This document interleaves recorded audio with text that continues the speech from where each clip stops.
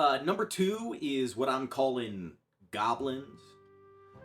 These are characters who are definitely not human, but they're still kind of supposed to be stand-ins for them. I think that the best example that I can use for this comes from RuneScape Dragonwilds. This game is full of goblins, both the literal goblins and these, like, lion-headed guys called Guru.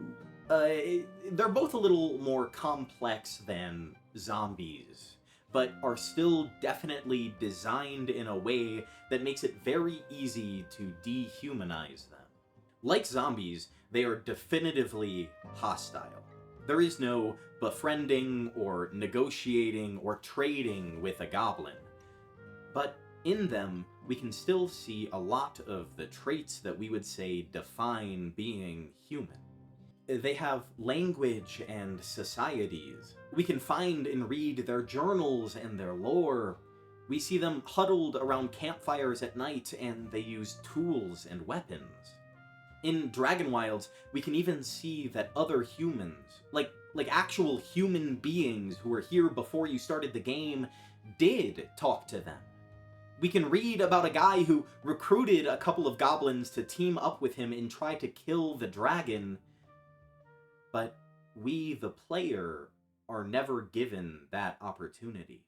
Others can treat them as human, but we can't. It feels like games with goblins have the same core want as games with zombies.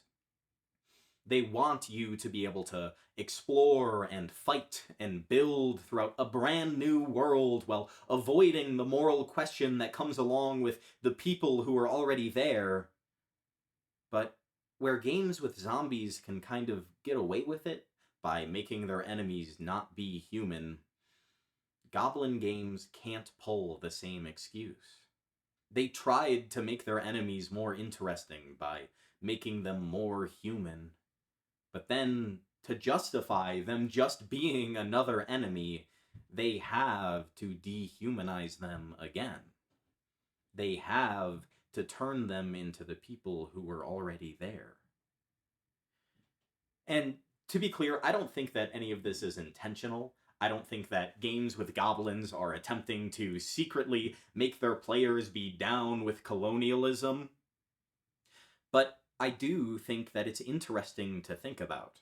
To look at the goals that go into the design of a game and see some of the unintended consequences that can arise from pursuing them.